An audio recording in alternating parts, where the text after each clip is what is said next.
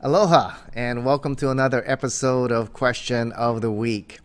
Great to have you here with us. Thanks for the questions that you're sending in, and keep sending on the questions here at pat@evidenceandanswers.org, and we'll try to answer as many of the questions that come in as possible. Well, in the past several weeks, we talked about evidences for the existence of God. We talked about miracles. Now we're going to look at some of the arguments against the existence of God. And of course, the key argument we're going to have to look at is naturalistic Darwinism. All right? The Darwin's theory proposed by those coming from the naturalist worldview. All right? So let's take a look at the question that came in a couple weeks ago. It says, Pat, I'm a Christian, but one of the troubles I have is reconciling science with my Christian faith. It seems Darwin's theory refutes the Genesis account and the existence of God. Doesn't Darwin's theory prove the Genesis account is false, and therefore perhaps that indeed naturalism or the naturalistic worldview is indeed true? Well, first of all, let's take a look at Darwin's theory, all right? And what was the goal of Darwin's theory? Darwin hoped to present an all-comprehensive philosophy that could explain the origin, how life began, okay? The origin and the diversity of life as a result of natural causes, okay? That's what he was trying to prove.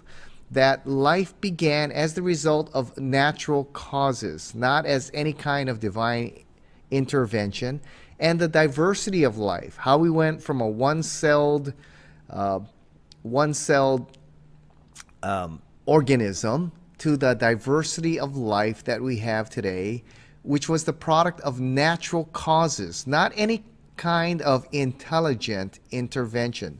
That was his goal, all right? In other words, he wanted to prove that all life began as the result of natural causes, right, with no supernatural intervention or a creator, right? So, did Darwin refute the Genesis account and the existence of God?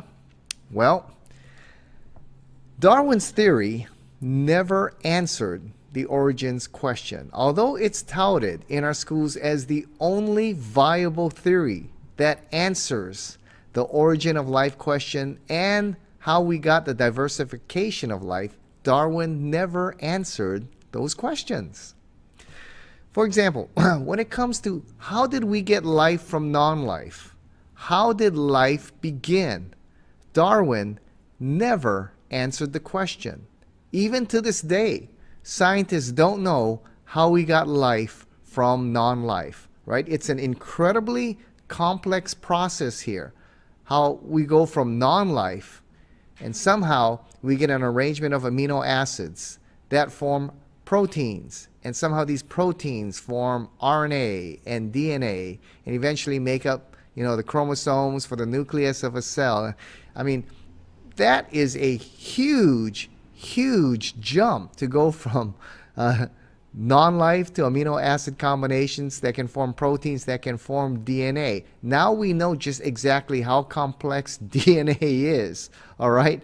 And the probability of that coming by chance, the more and more we learn, continues to increase. I mean, it's incredible, the jump we go from non-life to life. Now, the explanation given to us in our textbooks was the Urey-Miller Experiment. All right, now if you remember that, supposedly the Urey-Miller Experiment explained how by natural causes we got life from non-life.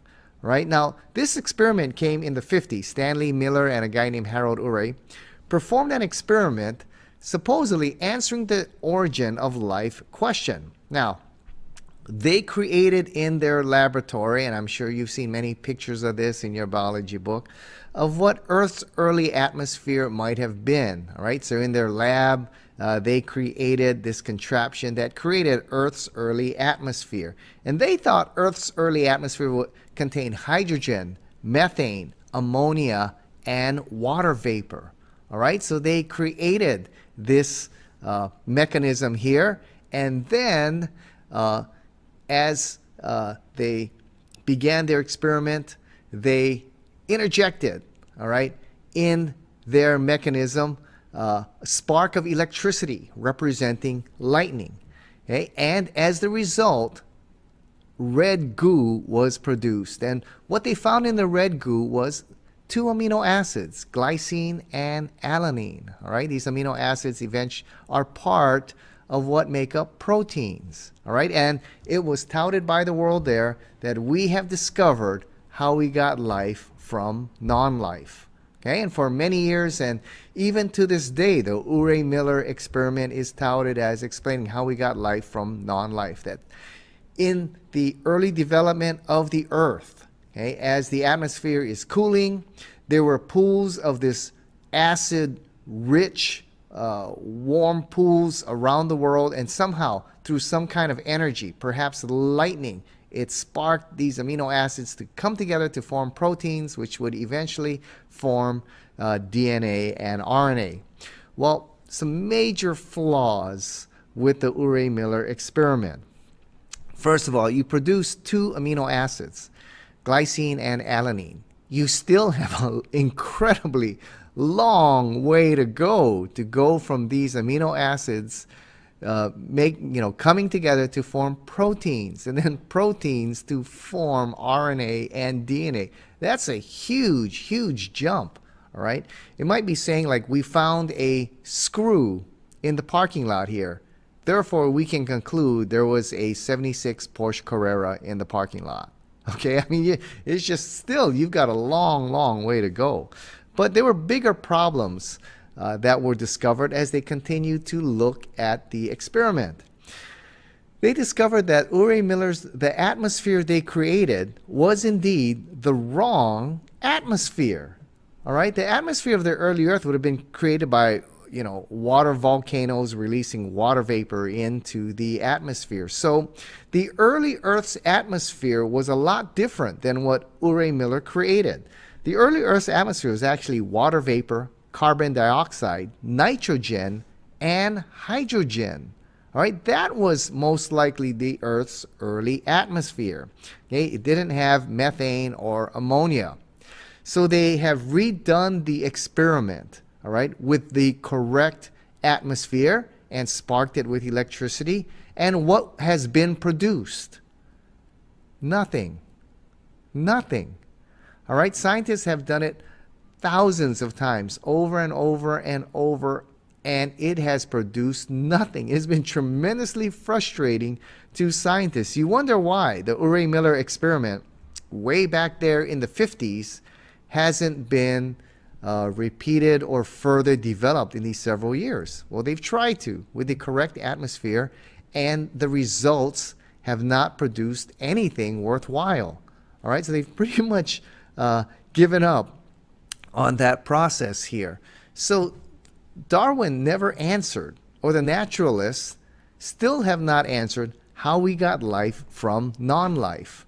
Now, there's a movie out there called Expelled, No Intelligence Allowed. It starred Ben Stein, and he talked about how really that movie is about freedom of speech and how freedom of speech helped build the United States of America and what makes our nation great. And there's freedom of speech allowed throughout our country, although many are questioning it right now.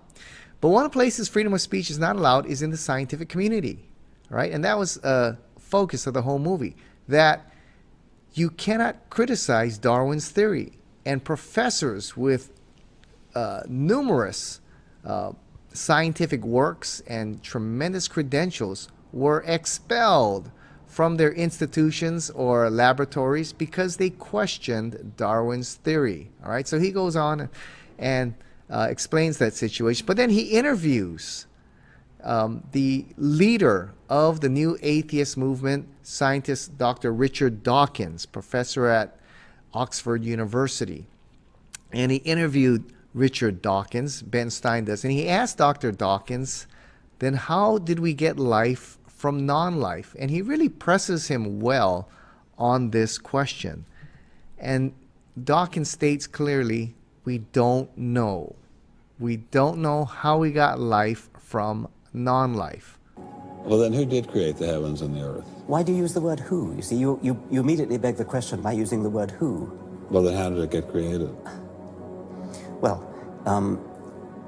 by a very slow process. Well, how did it start? Nobody knows how it started. We know the kind of event that it must have been. We know the sort of event that must have happened for the origin of life. And what was that? It was the origin of the first self-replicating molecule. Right, and how did that happen? I told you we don't know. So you have no idea how it started? No, nor has anybody. Nor has anyone else.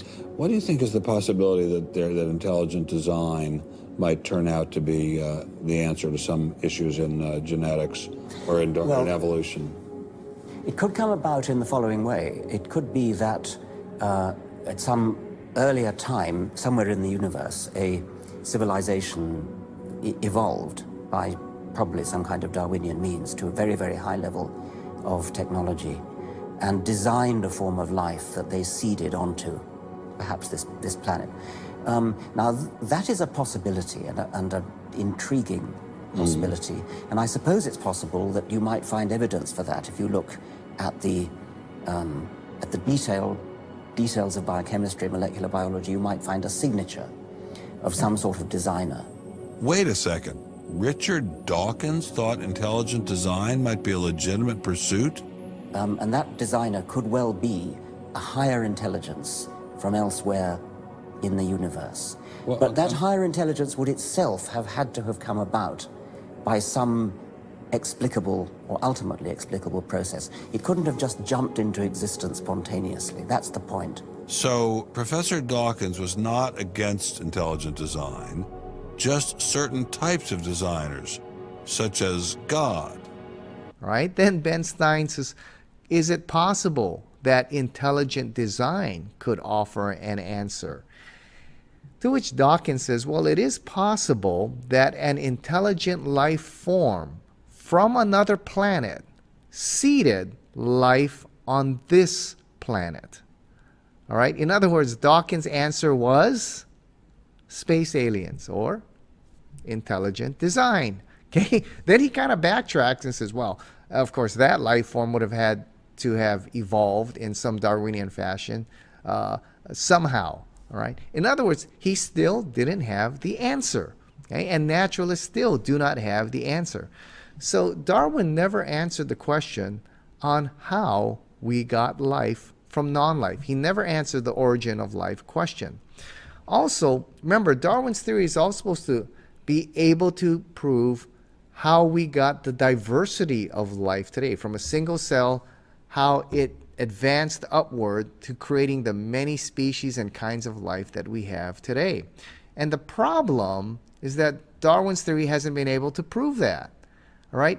One of the key flaws of Darwin's theory, and this is an absolutely fatal flaw here, is that Darwin's theory is missing the mechanism for macro-evolutionary change. All right? What do I mean by that? Well, there's two kinds of evolution. Unfortunately, you don't hear about them, but this is what causes a lot of the confusion, okay? There's microevolution, all right? Adaptations and changes that occur within a species, different kinds of dogs, different kinds of cats, different kinds of birds, okay? Changes within a species, that's microevolution, and we all agree that that does occur. What Darwin's theory has to prove is through naturalistic causes, okay, natural selection and mutation, you can create macro-evolutionary change. That's what you got to prove. And unfortunately, that distinction is not taught to us in our schools. Macroevolution is how species develop new organs and new body parts to create a different kind of species. That's what Darwinism has to prove, that through the natural process, you can create these macro-evolutionary change, new organs, new body parts, new designs to create a new species. All right? And unfortunately, what you see in a lot of textbooks is they use microevolution to prove macroevolutionary change, right? For example, right, natural selection is supposed to create this kind of macroevolutionary change. And one of the examples that's touted is the peppered moth theory, all right? You know the peppered moth theory. The story goes like this. There was the white moth and the dark moths, okay? And before the Industrial Revolution, the trees were white. And so the white moths survived and the dark moths got picked off. Well, as the Industrial Revolution grew, soot got on the trees and the bark turned dark. Suddenly the white moths were picked off and the dark moths survived, thus creating macro-evolutionary change. Correct? No. It's still a moth. All right? Whether it's a white moth or a black moth. What new body part, what new design was created? What new organs were created? What new species was created? Nothing. It's still a moth, whether it's a white moth or a dark moth. Natural selection preserves the strongest of a species. It does not change it. Okay? So natural selection is not a mechanism for macro-evolutionary change. The other mechanism is mutations, that through small mutations, all right, that get passed on to the next generation, and then the next generation we create a new species, a macro-evolutionary change. Well, the vast majority of mutations, all right, the vast majority are harmful, okay? Those in the practical sciences know that, all right? If a neonatologist doctor comes to you as a mother and father and said, sir, ma'am, your child has a mutation, you don't jump for joy and say, oh, wow, we got X-Men or something, you know? No, you break down and cry. Why? It's a disaster every time, all right? And in Darwin's theory, you've got these small mutations, thousands of them that happen very rapidly, and they're all beneficial, and they somehow create new organs, new body parts, and a new kind of species. Well, Darwin's theory was unable to prove that. Even to this day, the famous Drosophila fruit fly experiment that has been done numerous times. This is where we take little fruit flies and we zap them with all kinds of radiation. And what was produced? You got flies with big eyes, flies with 8 legs, flies with 4 legs, flies with curled wings, flies with no wings, huge flies, abnormally small flies, all different types of fruit flies. But they are still fruit flies. You haven't changed the species. You haven't created new body parts, new body designs, and created another species. They're still fruit flies. And the vast majority of mutations on these fruit flies, if not all of them, are harmful, right? But in Darwin's theory, okay, you've got thousands of mutations that occur very quickly. They're all beneficial, and suddenly they create some kind of new species, right? So the Darwin's two mechanisms, natural selection and mutation, do not create the kind of macro-evolutionary change needed to show Darwin's theory is indeed true. In fact, we know that you can only mutate a species so far, all right, and then it's too weak, all right, to continue on. You know, for example, if we take a poodle, right, that's a kind of dog that has been mutated to the form it's in. Or if you take a poodle and you throw it out in the wild, a male and female poodle, and you throw it out in the wild, if they survive, the next generation of dog won't look like a poodle. It'll start reverting more back to its original form, looking more like the dingo, okay, the Australian dingo, or even the wolf, all right? It starts moving back to more of its original form. So Darwin is missing the mechanism of change. So Darwinism has not answered the origin of life question, nor has it answered the diversity of life question, how we got from one cell to the diversity of life that we have, right? Now, Darwin's theory is supposed to have answered the origins question, but Darwin's theory doesn't answer the origins question, doesn't answer how we got the origin of life, how we got life from non-life. Bigger yet, Darwin's theory never explained how the universe came to be. Darwin's theory doesn't explain the origin of the Big Bang, how the universe exploded into being out of nothing. Darwin's theory doesn't explain that, all right? Nor does Darwin's theory explain how we got such a fine-tuned universe, right? How the constants of the universe are so delicately balanced they sit on a razor's edge, okay? And the laws of the universe, or quote, the laws of nature, function like a well-tuned machine. How did we get there? How did the natural laws of the universe, of this earth, just pop into being and make life possible? You know, it's something Darwin still hasn't explained. And the more and more that we learn about the sciences, the more and more complex we're discovering how life is, right? For example, the nucleus of a cell. I mean, that thing is as complex as the city of Shanghai, all right? It's got a power system. It's got a waste removal system, you know, on and on. We're discovering the nucleus of a cell is as complex as a major city, all right? Back in Darwin's day, they didn't have the kind of telescopes that, the microscopes, electronic microscopes that we have today. And they didn't know that the cell was this complicated. Also, yes, they didn't have the kind of telescopes we have now, which we can reach out into the far reaches of the universe and learn just how complex our solar system is, our universe is. Darwin never explained how the laws of the universe came together. Okay, so has Darwin refuted the Genesis account? I don't think so. I think that indeed there is a better answer than Darwin's theory. I believe it's a theory of intelligent design, and it's given to us there in Genesis 1:1. In the beginning, God created the heavens and the earth. The universe exploded into being out of nothing because there is an infinite, eternal, all-powerful God who brought the universe into being with his spoken word. And it is this God, the God of life, who brought forth life on this planet. And through his great wisdom, his great artistry, created the diversity of life that we have now.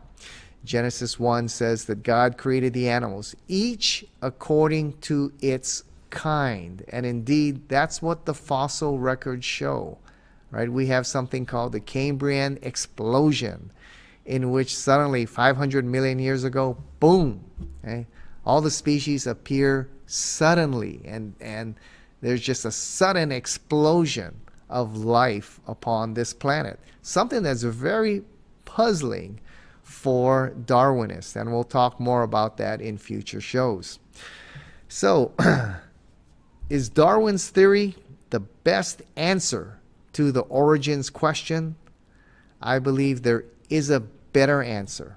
It's intelligent design. It's Genesis 1:1. Thanks for your question of the week. I know I had to go pretty quickly and briefly over this answer. It's a very deep question.